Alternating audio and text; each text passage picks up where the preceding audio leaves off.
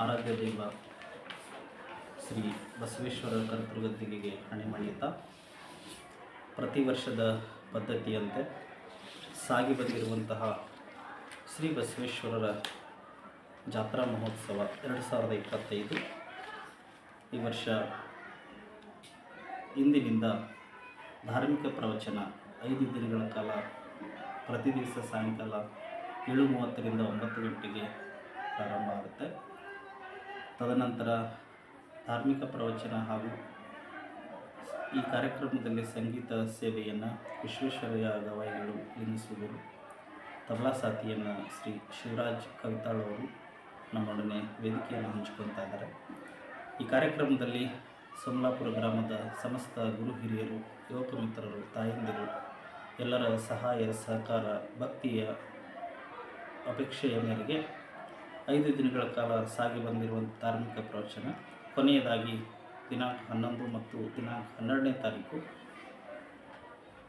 ತಾರೀಕು ಸೋಮವಾರ ಪ್ರತಿ ವರ್ಷದ ಪದ್ಧತಿಯಂತೆ ಈ ಭಾಗದಲ್ಲಿ ಪಾರ್ಶ್ವವಾಯು ಪೀಡಿತರಿಗೆ ಒಂದು ಆಶೀರ್ವಾದ ರೂಪದಲ್ಲಿ ಬಸವೇಶ್ವರನ ಪಾದೋದಕ ಅಥವಾ ತೀರ್ಥವನ್ನು ಸಿಂಪಡಿಸಿ ನಾವು ಏನು ಅನೇಕ ಸಾವಿರಾರು ಜನರು ಗುಣಮುಖ ಆಗಿರೋದನ್ನು ನಮ್ಮ ಕಣ್ಣಾರೆ ಎಲ್ಲರೂ ಕಂಡಿದ್ದರಿಂದ ಇದೊಂದು ಪವಾಡ ಪುರುಷ ಬಸವೇಶ್ವರನ ತಾಣವಾಗಿ ಹೊರಹೊಮ್ಮಿದೆ.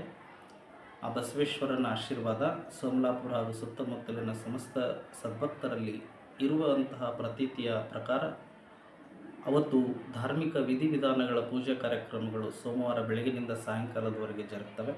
ಮಂಗಳವಾರ ದಿವಸ ಕರ್ತೃಗದ್ದಿಗೆ ಬಸವೇಶ್ವರರಿಗೆ ರುದ್ರಾಭಿಷೇಕ, ಬಿಲ್ವಾರ್ಚನೆ, ಮಹಾಮಂಗಳಾರತಿ, ಸಹಸ್ರ ಬಿಲ್ವಾರ್ಚನೆ ಕಾರ್ಯಕ್ರಮ ಜರುಗುತ್ತದೆ. ತದನಂತರ ಮಹಾಪ್ರಸಾದ, ಕೊನೆಯ ದಿವಸ ಅನೇಕ ಹರಗುರು ಚರಮೂರ್ತಿಗಳ ದಿವ್ಯ ಸನ್ನಿಧಾನದಲ್ಲಿ ಪ್ರವಚನ ಕಾರ್ಯಕ್ರಮದ ಮುಕ್ತಾಯ ಹಾಗೂ ಅನೇಕ ರಾಜಕೀಯ ಮುಖಂಡರುಗಳ ಭಾಗವಹಿಸುವಿಕೆ ಹಾಗೂ ವಿವಿಧ ಕ್ಷೇತ್ರಗಳಲ್ಲಿ ಸಾಧನೆಗೈದವರಿಗೆ ಪ್ರಶಸ್ತಿ ವಿತರಣೆಯ ಸಮಾರಂಭ, ಹೀಗೆ 10 ಹಲವು ಕಾರ್ಯಕ್ರಮಗಳು, ಪ್ರತಿಭಾ ಪುರಸ್ಕಾರ.